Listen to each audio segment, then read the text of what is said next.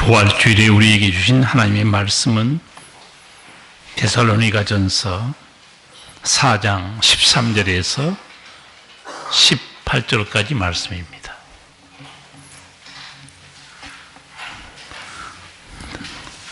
데살로니가전서 4장 13절에서 18절 한 목소리로 같이 읽겠습니다. 형제들아, 자는 자들에 관하여는 너희가 알지 못함을 우리가 원치 아니하노니 이는 소망 없는 다른 이와 같이 슬퍼하지 않게 하려 함이라.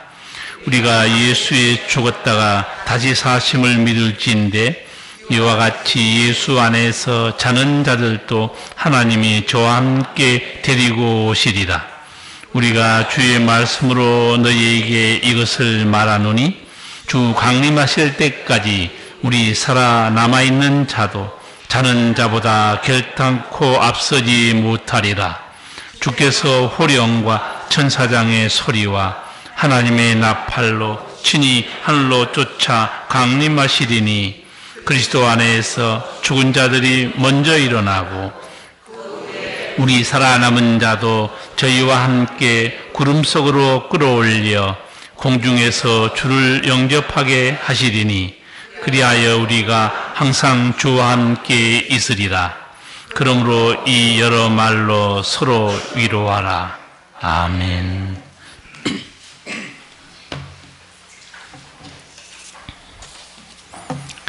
인간만이 자신의 존재에 대해서 질문합니다. 나는 누구인가? 나는 어디서 왔는가? 인간만이 자신의 고통과 질병에 대해서 질문합니다. 왜 이런 고통을 당해야 되는가? 그리고 인간만이 죽음에 대해서 질문합니다. 인간은 왜 죽는가? 죽음은 어디서부터 온 것인가? 죽은 이유는 어떻게 되는가? 인간만이 자신의 고통, 자신의 죽음, 존재에 대해서 질문해요. 한 어린아이가 애주형제 키우던 장수풍뎅이가 죽었어요. 그 애에게는 충격이에요. 여러분이야 장수풍뎅이가 죽든 말든 관심 없지만 애들에게는 장수풍뎅이가 생명이었거든요. 엄마에게 이렇게 물었어요. 엄마, 아빠도 죽어? 죽으면 어떻게 되는 거야? 왜 죽는 거지? 그럼 나도 장수풍뎅이처럼 죽는 거야? 이 아이에게 여러분 죽음에 대해서 어떻게 설명해 줄 수 있을까요? 인간의 삶과 죽음에 대한 가장 깊이 고민하고 연구하는 분야가 종교와 철학입니다. 그렇다면 종교인들은 삶과 죽음에 대해서 알고 있을까요? 제가 가끔 여러분에게 노노에 대한 얘기를 한 적이 있어요. 제자가 공자에게 죽음에 대해서 물었을 때 공자가 뭐라고 말했는가? 나는 그 노노책 읽으면서 눈이 바짝거렸어요. 과연 공자는 죽음을 뭐라고 말해줄까? 내가 삶이 무엇인지 모르는데 죽음을 어떻게 알겠냐? 종교인이면 삶과 죽음을 안다고 생각하세요? 석가모니 제자들도 역시 죽음에 대해서 궁금했었던 것 같아요. 묻습니다. 선생님, 죽은 후에도 자아가 존재합니까? 여러분 어떻게 생각하세요? 죽은 후에도 자기 자아가 존재합니까? 아무 생각이 없어요? 뭐라고 대답하는지 아세요? 죽은 뒤에 자아가 존재하는가 안 하는가, 그게 뭐가 중요하냐? 죽음 후에 나라는 실체가 남느냐 그것보다 중요한 것은 이 순간의 고통과 무지에서 벗어나는 길이다. 대답 못 해주는 거예요. 죽은 후에 자아가 존재하느냐? 그건 무익한 질문이다. 지금 현재의 고통과 무지에서 벗어나도록 힘써라. 다른 제자가 또 묻습니다. 임종을 앞두고 있는 석가모니에게 죽음 이후 어떻게 될까요? 석가모니는 이렇게 말해요. 현재의 업에 따라 다음 생이 결정되나 중요한 것은 지금 이 순간의 마음이다. 죽음이 뭔지도 모르는데 다음 생을 말해요?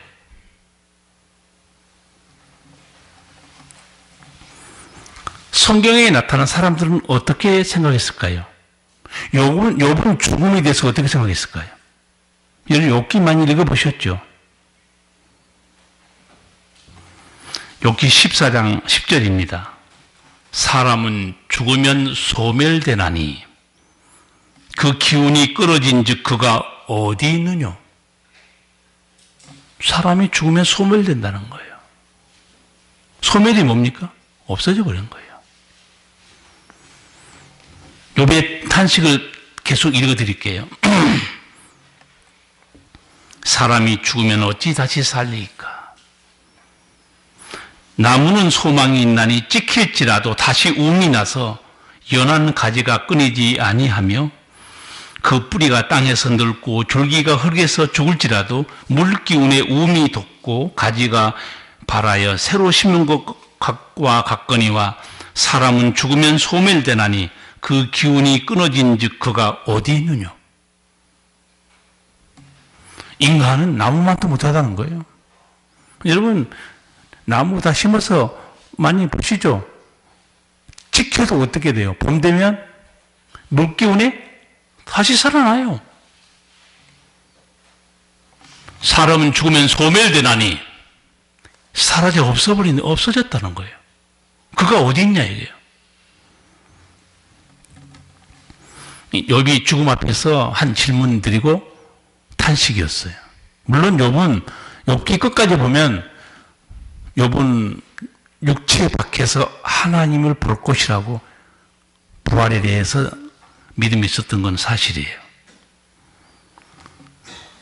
성경의 최고의 철학자며 지혜자가 솔로몬이죠. 죽음에 대해서 이렇게 말합니다.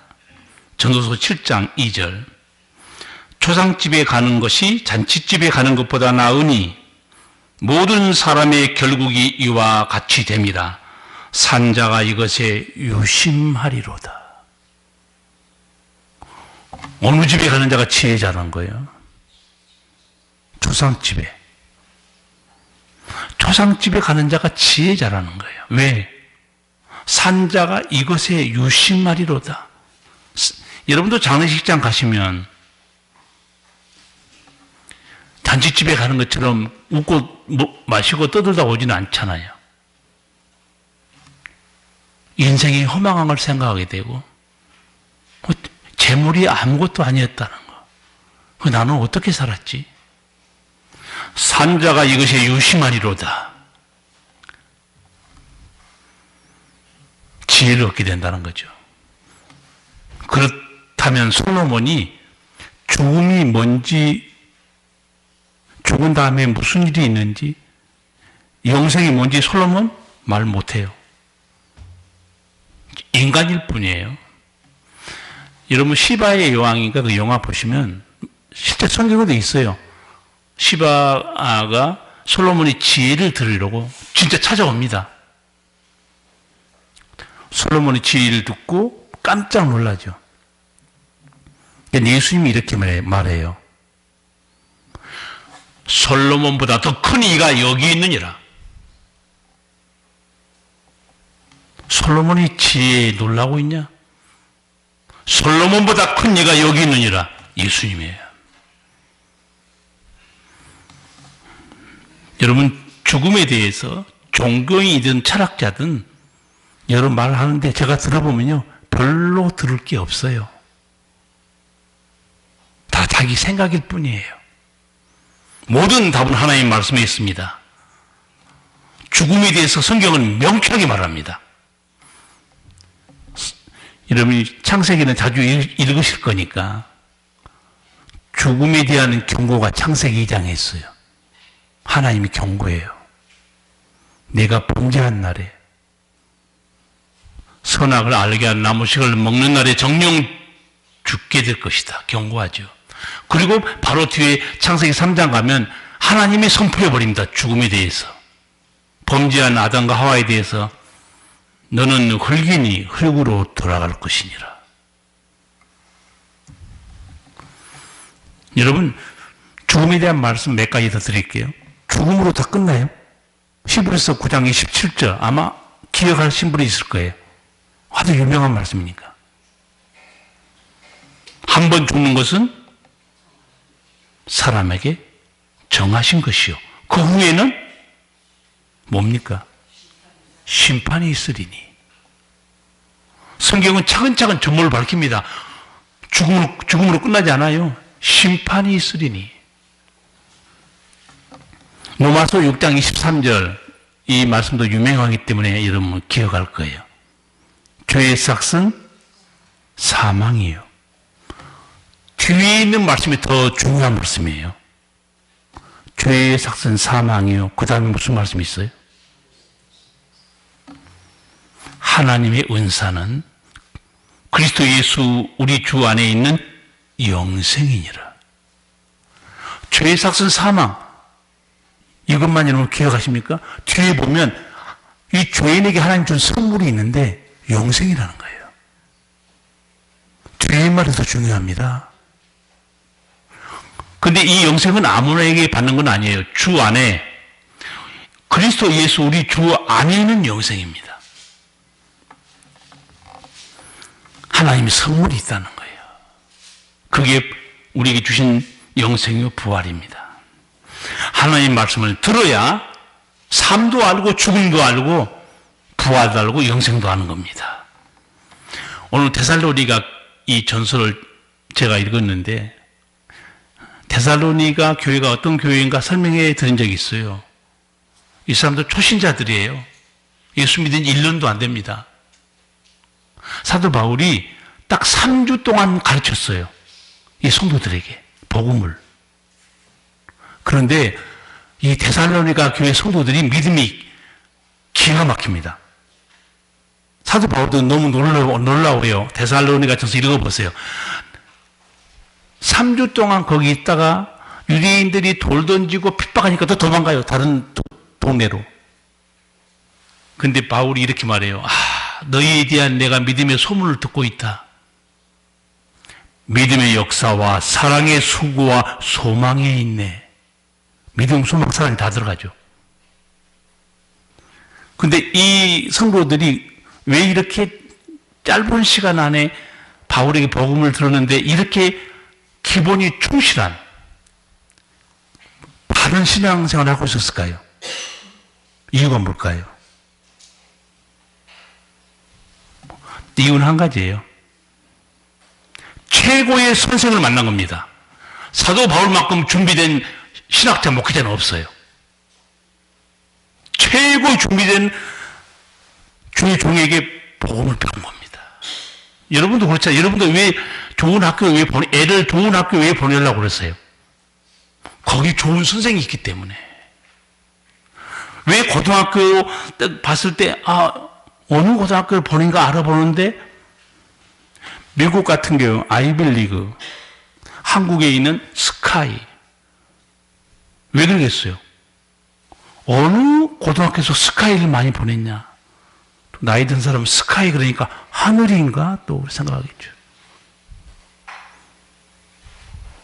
거기에 좋은 선생이 있기 때문에 그런 거 아니에요? 데살로니가 교회 성도들이 3주 동안밖에 안 배웠어요. 그런데 최고의 신학자요, 목회자인 사도 바울에게 액기식을 배운 겁니다. 저는 새벽기도 할 때 한두 번 언급했는데, 여기 새벽기도 못 듣는 사람이 별로 없겠지만, 저는 자부하건대 명옥교회는 하나님이 말씀으로는 부족함 없이 깊이 있고 바르게 폭넓게 하나님이 듣게 해주셨어요. 그러나 내가 고민하고 있는 것은 기도의 진심인가? 여러분 어떻게 생각했어요? 기도의 진심이세요? 하루에 30분, 1시간 기도하십니까? 잘 생각하셔야 돼요. 저는 자부합니다.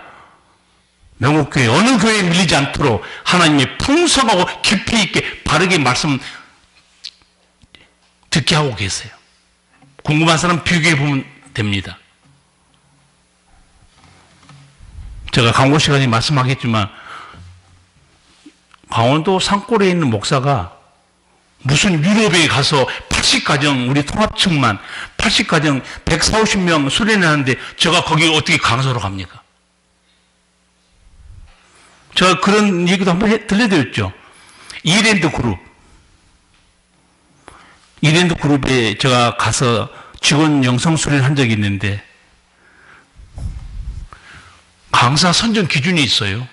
나 그 말 듣고 혼자 웃었어요. 그 사목이 나한테 뭐라고 그러냐면 목사님 우리 이랜드 그룹의 강사 기준이 뭔지 아세요? 최소 5,000명 이상 목회한 사람만 강사 자격이 됩니다 그러더라고. 그때 나는 이 명옥교회 와가지고 할머니들 몇 명 데리고 50명도 목회 안 하고 있을 때였어요. 그렇죠? 나는 5,000명 목회한 사람이 아닌데 왜 나를 부르느냐?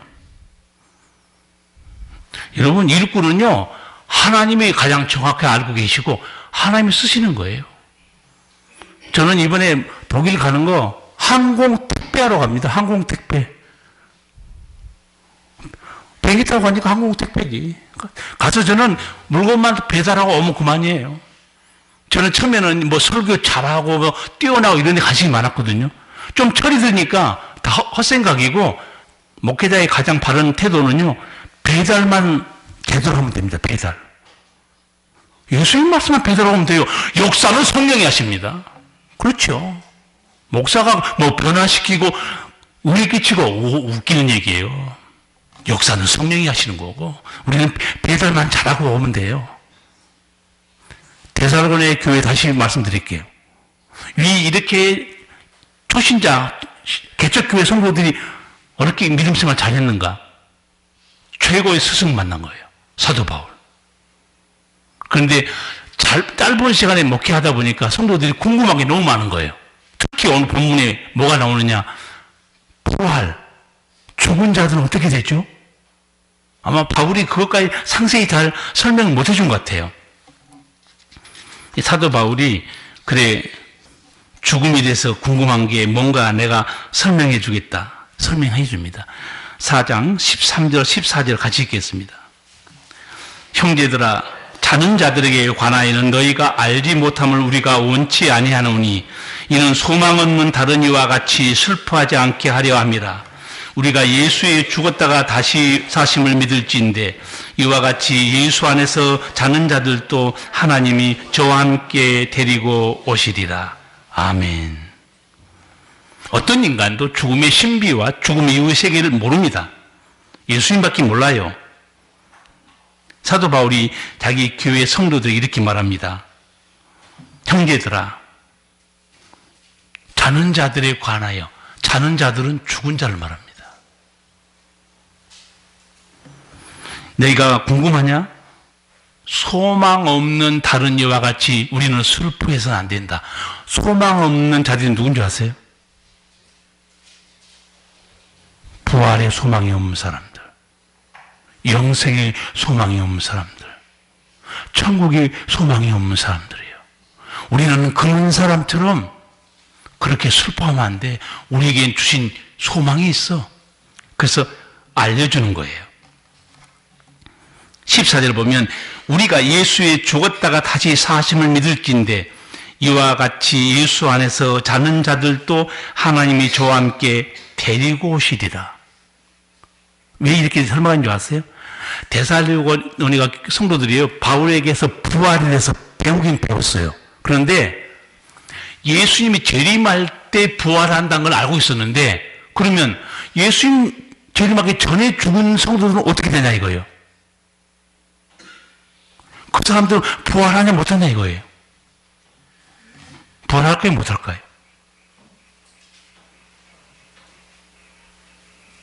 아니 오늘 성경 보도 아니 여기 14절에 뭐라고 되어 있어요? 예수 안에 자는 자들도 하나님이 저와 함께 데리고 온다는 거예요. 그럼 누가 먼저 부활해요? 예수님 재림할 때 먼저 죽은 자들이에요. 남대문 지게꾼도 순서가 있듯이 참물도 우아래가 있어요. 데리고 온다니까요. 재림할 때. 그럼 우리 믿는 사람은 언제 부활하죠? 뒤에 오늘 다 읽으셨잖아요. 예수님이 재림할 때 공중에 올라가서 변화되는데 정말 이게 놀라운 신비입니다. 천기 누설이에요. 바울이 예수님 재림 때 먼저 죽었던 자들이 일어난다. 인류 역사상 부활에 대해서 말씀하신 분은 예수님밖에 없어요. 그리고 인류 역사상 처음으로 부활한 분도 예수님밖에 없습니다. 여기서 잠깐 질문 하나 할게요. 나사로가 부활했어요? 안 했어요?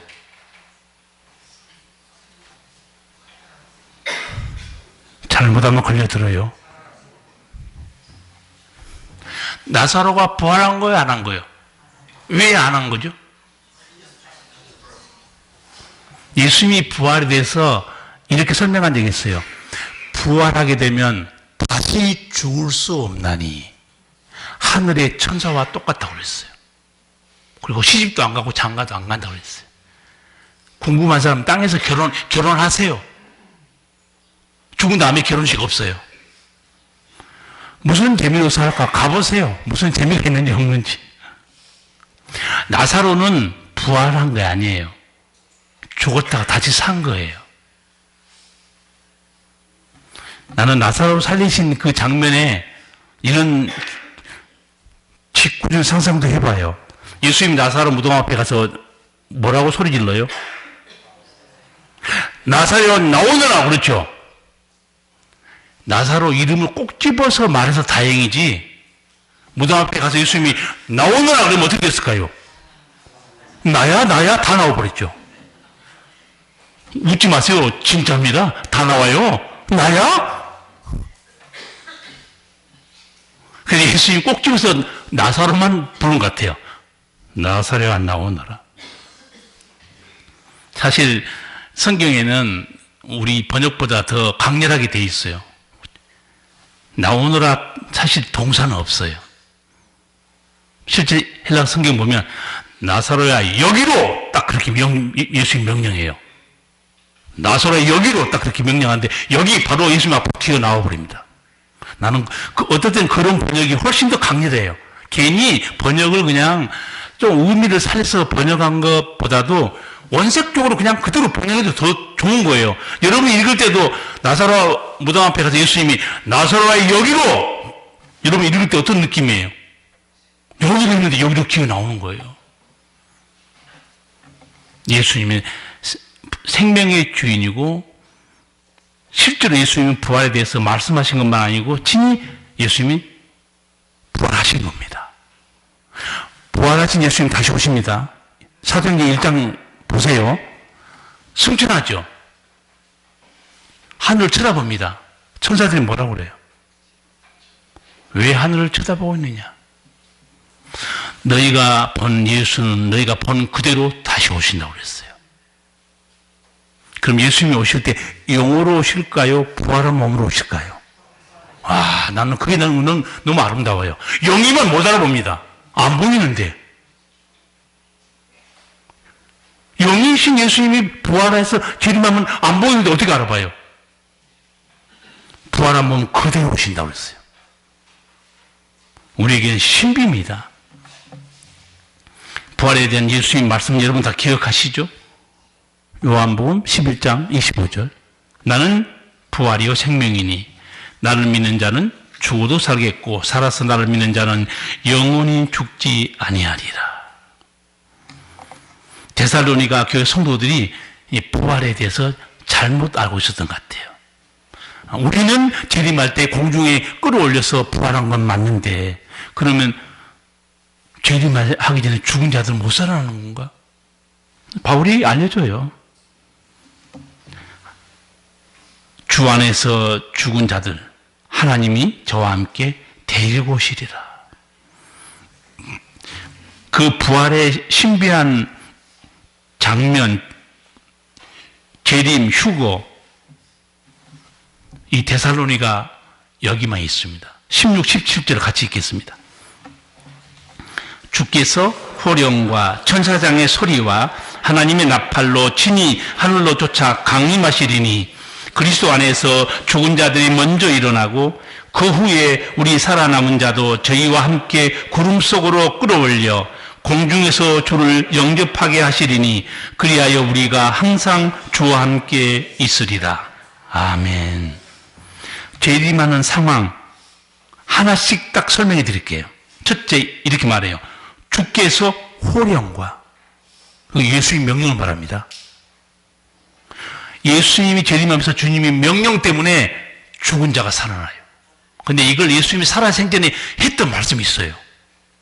여러분 기억을 못해서 그렇지. 요한복음 5장 28, 29절입니다. 제가 읽어드릴게요.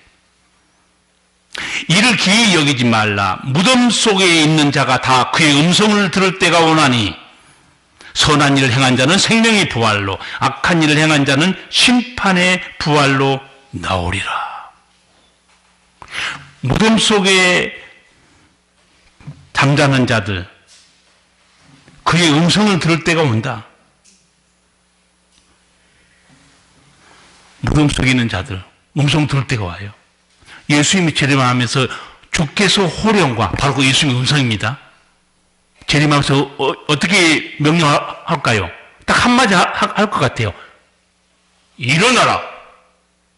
무덤 속에 있는 자 다 일어납니다. 이걸 예수님이 했던 말씀인데 사도 바울이 오늘 이 데살로니가 교회 이 초신자들한테 쉽게 설명해 줍니다. 주께서 호령과, 예수님의 명령이에요. 근데 그 명령이 요한복음 5장 28절 보면 예수님이 쉽게 설명해요. 무덤 속에 있는 자가 다 그의 음성을 들을 때가 오나니 선한 일을 행한 자는 생명의 부활로, 악한 일을 행한 자는 심판의 부활로 나오리라. 누구의 명령 때문에? 예수의 명령이에요. 여러분, 하나님은 다 세웁니다. 다 살려요. 왜 살릴까요? 예수님, 아까 제가 한 번 죽는 것은 사람에게 정하신 것이고 그 후에는 뭐가 있다고 그랬어요? 심판이 있습니다. 찬송가 168장 하나님의 나팔소리. 여기 데살로니가 전서에 있는 말씀 그대로 찬송가 가사를 만들어놨어요. 제가 2절 가사 한번 읽어드릴게요. 무덤 속에 잠자던 자 그때 다시 일어나 영원하운 부활 승리 얻으리. 주의 택한 모든 성도 구름 타고 올라가 공중에서 주의 얼굴 배우리. 나팔 불 때 나의 이름, 나팔 불 때 나의 이름, 나팔 불 때 나의 이름 부를 때 전치 참여하겠네. 자, 이제 여러분한테 한번 확인해 봐야죠. 예수님 재림하실 때 내 육체가 부활할 거 믿습니까? 두 번째, 나는 부활하는 믿음이 있습니까? 아니, 갑자기 약해지는 거예요. 아니, 예수님 재림할 때 나의 이름 불러줘야 돼요. 아까 나사로 불렀잖아요. 일어나잖아요. 나는 이 찬송가가 너무 은혜로운 찬송가로 생각해요. 나팔 불 때 나의 이름, 부를 때 전치 참여하겠네. 안 부르면 못 들어가요. 예수님이 그래서 종말에 설교하시면서 두 남자가 밭을 갈다가 한 사람은 데려감을 당하고 한 사람은 버려둠을 당한다고 그랬어요. 두 여자가 맷돌질 하는데 한 여자는 데려감을 당하고 한 여자는 버려둠을 당할 것이다. 그 데려감을 당한 게 뭐예요? 공중에 끌어올라간 겁니다. 그 예수님이 쉽게 설명해 준 거예요. 제가 그걸 데살로니가 오늘 전서 말씀과 예수님의 설교와 연관시켜서 지금 자꾸 설명해 드린 거예요.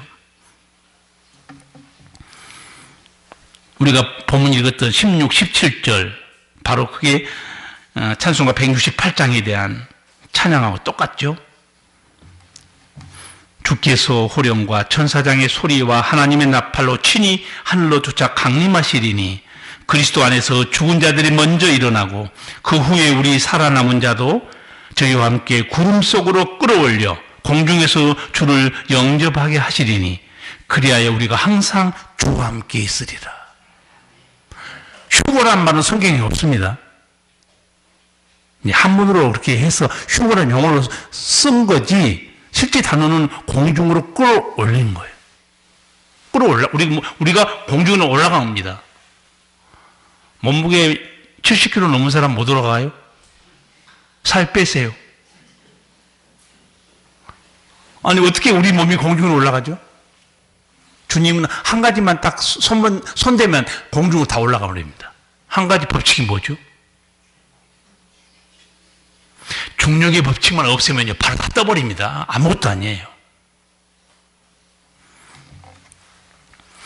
예수님의 재림을 알리는 이 하나님의 나팔 소리, 사도 바울은요 이 나팔에 대해서 설명해 줍니다. 여러분 구약 성경 보면 절기가 나와요. 그런데 절기 중에 나팔절도 있습니다. 나팔절은 1월 1일 날 나팔을 부는 거예요. 새해가 왔다고 알리는 겁니다. 그런데 사도 바울은요 이 나팔을 마지막 나팔 이렇게 말해요. 이제 끝났기 때문에 세상이. 그 말씀이 고린도전서 15장 51, 52절에 있습니다. 보라 내가 너희에게 비밀을 말하노니 우리가 다 잠잘 것이 아니요 마지막 나팔의 순식간에 홀연히 다 변화하리니 나팔 소리가 나매 죽은 자들이 썩지 아니할 것으로 다시 살고 우리도 변화하리라. 바울이 비밀을 말해준다고 그러죠. 부활 여러분 비밀이에요. 비밀 뜻 설명해 줬습니다. 비밀 뜻이 무슨 단어라고 그랬어요? 감춰져 있다는 뜻입니다. 없는 게 아니에요. 천국의 비밀, 천국이 있어요. 감춰져 있는 거예요. 부활의 비밀, 부활이 있습니다. 우리에게는 감춰져 있어요. 근데 비밀을 말해준다고 사도 바울 설명하잖아요. 마지막 나팔. 이제 마지막 나팔은 끝이 끝나는 거 말합니다. 이제 새 하늘과 새 땅이 이루어지겠죠. 그 마지막 나팔 순식간에 호련히 변화하리니. 그런데 데살로니가 전서 오늘 4장 16절도 거기 나와 있죠. 하나님의 나팔로 친히 하늘로 쫓아 강림하시리니. 마지막 나팔에 우리가 공중에 올라가서 호련히 육체가 부활의 몸으로 확 바뀝니다. 그래서 나는 될지 안 될지 모르겠지만 내 소원은요, 내 죽기 전에 예수님이 오셨으면 정말 좋겠어요. 나 공중에 좀 올라가 보게. 그리고 죽음을 경험하지 않잖아요. 부활의 몸으로 싹 바뀌어버리니까. 제발 내 생전에 예수님 좀 오시면 좋겠어요. 그리고 예수님 오셔야 여러분도 뭐 농사가 되냐 안 되니 뭐 손님이 안 오니 걱정 안 해도 되잖아요. 끝난 거예요. 뭐 이렇게 오래 살라고 그러세요? 가장 행복한 거는 주님이 빨리 재림하시는 거예요. 지금 세상이 얼마나, 이제는 지난주에 제가 설명했잖아요. 예수님이 종말의 신호, 종말의 재앙의 징조들 예수님이 다 보여줬어요. 지금 제가 보기에 100% 예수님이 징조 말한 것 지금 이 땅에서 다 일어나고 있어요. 나는 그 중에 하나가 제일 안타까운 게, 저는 생선을 좋아하는데 제주도 바닷속이 지금 너무 심각하더라고요. 5년 전, 10년 전에 제주대학교에서 촬영한 제주도 바닷속에요, 해조류가 가득 찼어요. 지금은 다시 들어갔어요. 제주대학 교수들이. 다 해조류는 어디로 갔는지 다 죽어 자빠져갖고 하얀 바위만 남아있어요. 하얀 바위만 있으면 물고기에 살 수 있을까요? 와, 그 우리가 못 고쳐요. 제주도 바닷속을 누가 고칩니까? 그럼 제주도 바닷속만 그러겠어요? 지금은 기후 재앙이에요. 엊그제도 그 과수원에 농사꾼이 잠깐 동안 꽃이 피었는데 날씨가 눈보라치고 얼어버리니까 올해 배농사는 이제 어렵겠습니다 그러더라고요. 그래도 혹시 모르니까 벌도 안 오고 그래가지고 붓으로 이렇게 수정을 하고 있더라고 돌아다니면서 농사꾼이. 이제 예수님의 말씀한 종말의 그 징조들 우리가 명심해야 되고, 지진에 대해서 제가 설명한 적이 있습니다. 지진은 지질학자가 과학적으로 설명해요. 예수님은 지진을 과학적으로 설명하지 않습니다. 어떻게 설명해요? 종말의 징조다 알고 있으라고 그래요. 병들면 의사선생님들은 병의 인과관계 의학적으로 병에 대해서 설명해 주죠. 예수님은 그렇게 설명 안 했어요. 너 죄 때문이다. 예수님 설명을 잘 들어야 돼요. 영적으로 예수님 설명해 줍니다. 첫째의 지진과 기근 보느냐? 그거 종말의 신호다. 예수님은 우리처럼 과학적으로 설명하지 않습니다. 전체 끝날을 보고 계시기 때문에. 나팔소리와 함께 예수님이 재림하잖아요. 마태복음 23장 31절, 24장 31절 보면 저가 큰 나팔소리와 함께 천사들을 보내리니 저희가 그 택하신 자들을 하늘 이 끝에서 저 끝까지 사방에서 모으리라. 예수님이 재림과 함께 천군천사 같이 옵니다. 택한 자만 모읍니다. 그래서 아까 제가 중간에 말씀드린 대로 두 남자가 밭을 갈고 있는데 한 사람은 데려감을 당하는 거고 한 사람은 버려두는 거예요. 두 여자가 맷돌질 하는데 한 사람은 데려감을 당하고 있어요. 누구냐? 택한 자만 모으고 있어요. 천국을 보내려고 예수님이. 그래서 천사들이 이 택한 백성을 모아 공중으로 끌어올려 주님을 영접하게 한다는 말씀이 17절입니다.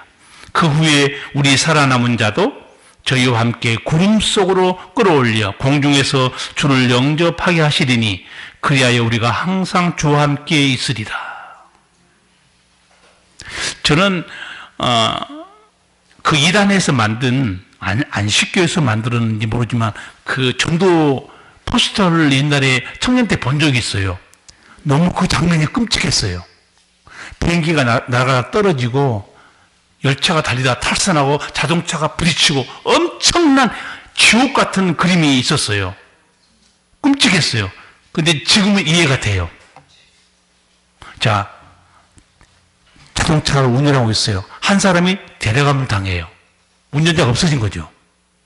그럼 땅에서 어떤 일이 일어날까요?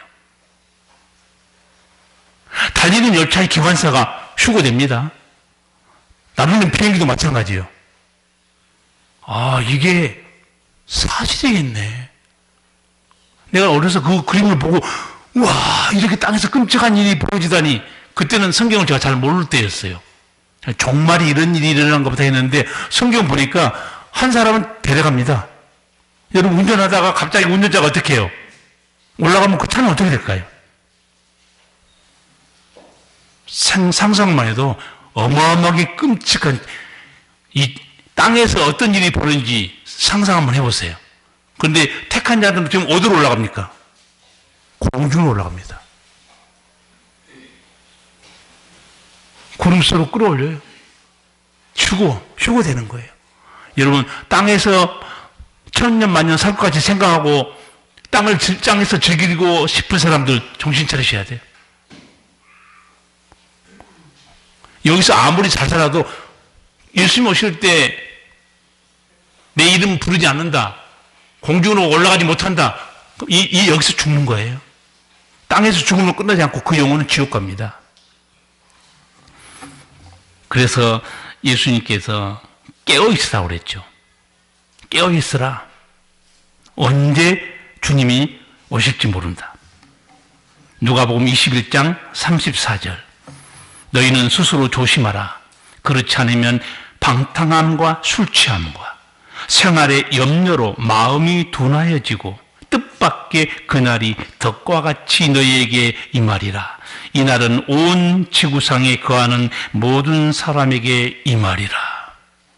나는 이 중에서요, 딱 마음에 다 와닿는 게, 보세요. 술 취함, 방탕함, 생활의 염려로 마음이 둔해지고 있어요.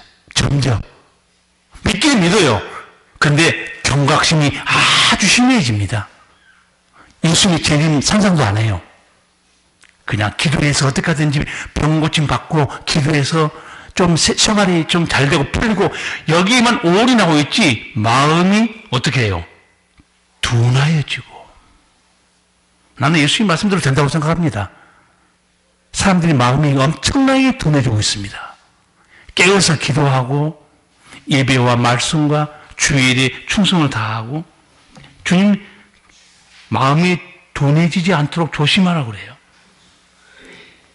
인간에게 부활은 없습니다. 사망 권세가 인간을 다스릴 뿐이에요. 영원한 죽음만 있을 뿐이에요. 그러나 부활에 대해서 의심할 필요는 조금도 없습니다.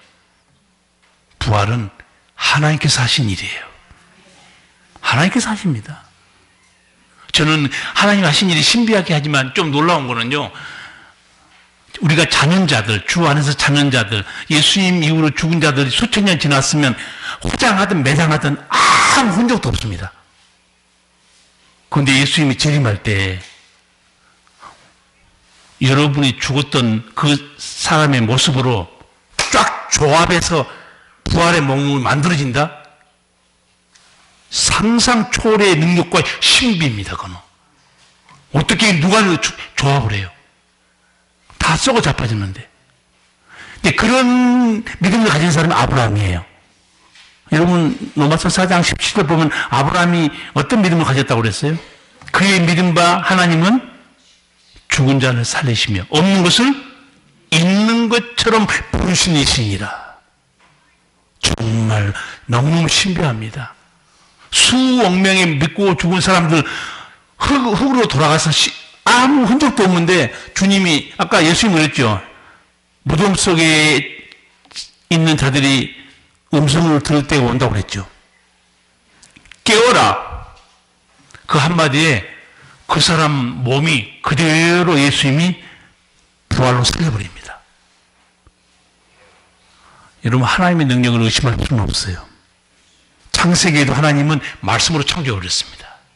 부활도 너무너무 신비롭게 주님이 말씀으로 창조할 거예요. 생활의 염려로 술 취함과 방탕함으로 마음이 둔해지면 안 됩니다. 저는 오늘 또 여러분에게 정중히 다 택배해 드렸어요. 말씀 잘 받아가세요. 죽든지 살든지 그건 여러분이 알아서 할 일이에요. 나는 내 할 일을 다 했어요. 오늘 주무시다가 하든가 졸다가 가시든가 여러분 책임이고 저는 최선을 다해서 오늘 마태복음, 요한복음, 데살로니가 전서, 고린도 전서 다 해서 말씀을 포장해서 다 드렸습니다. 이거 어떻게 살아야 되는지 그건 여러분의 몫이고 여러분은 부활의 증인으로 사시기 바라고. 데살로니가 교회 성도들 그 초신자들의 세 가지가 있었죠. 믿음의 역사가 있었어요. 사랑의 수고가 있었어요. 소망이 있네. 그 소망이 무슨 소망이었어요? 예수님의 재림의 소망, 예수님의 부활의 소망, 영생의 소망, 천국의 소망. 이 초신자들이 이런 믿음을 갖는다는 게 얼마나 대단한 겁니까? 믿음의 역사가 일어납니다. 사랑의 수고가 맺혀요. 열매가 열심히 수고하는 거예요. 몸이 힘들었는데도. 제가 우리 성도들에게 요새 조금 강조한 것 중에 제가 강조한 거 아니고 하나님이 강조한 거겠죠. 하나님이 일을 하시는 분은 불평이나 원망하지 마시고 하시라고 그랬어요. 하나님이 일을 했는데 원망하고 불평하고 짜증 내잖아요. 그거 끝난 거예요. 고생만 했어요. 하나님이 안 받으세요. 하나님이 안 받으신 거 딱 두 가지가 있습니다. 생색내는 거, 자랑질하는 거. 보세요. 마태복음 6장에 구제할 때 자랑질하고 있냐? 생색내고 있냐? 땅에서 끝났다고 그랬어. 또 하나 안 받으시는 거, 짜증 부리고 원망하고 불평해요. 그거 하나님 받으실 만한 향기로운 재물이 아니잖아요. 그러니까 여러분이 한 번 일을 맡으셨으면요, 여러분 선택입니다. 기쁨으로 하시고 감사함으로 하시고. 제가 여러분에게 당부한 말씀, 사람으로 태어나서 가장 행복한 사람 누구냐? 예수 믿는 사람. 예수 믿는 사람 중에서 가장 행복한 사람이 누구냐? 쓰임 받는 사람. 근데 쓰임 받는데 조건이 있다는 거예요. 기쁨과 감사함으로 섬겨야지. 쓰임 받는 사람 중에서 그 복된 은혜의 기회가 왔어요. 쓰임 받는. 근데 그래서 교만 떨고 자랑질 하잖아요. 끝난 거예요. 불평하고 짜증하고 원망 부리잖아요. 그거 끝난 겁니다. 우리는 성경에 되는 말씀하신 대로 걸어가야 돼요. 그게 그리스도의 향기 나는 삶이에요. 그래서 저는 여러분들이 정말 예수님의 성품을 닮아서 부활의 증인으로 사시기를 축복합니다. 기도하시겠습니다. 사랑하신 우리 아버지, 나는 부활의 생명이니 주여 감사합니다. 저희가 죽음을 어떻게 알고 있으며 부활과 영생을 어떻게 알 수 있으며 심판과 천국과 지옥을 어떻게 알 수 있겠습니까? 우리 주님이 오셔서 사람들이 알 수 없는 이 모든 영에 속한 진리를 우리에게 말씀하시고, 이제는 우리는 날빛보다 더 밝은 천국, 믿는 마음만 가지고 가겠네. 믿는 자 위하여 있을 것 우리 주 예비해 두셨네. 며칠 후 우리 찬양합니다. 아버지, 우리 성도들이 데살로니가 교회 성도들처럼 믿음의 역사와 사랑의 수고와 소망의 인내 가운데 승리하게 성령과 말씀으로 우리의 믿음을 견고케 하여 주시옵소서. 예수님 이름으로 기도하옵나이다. 아멘.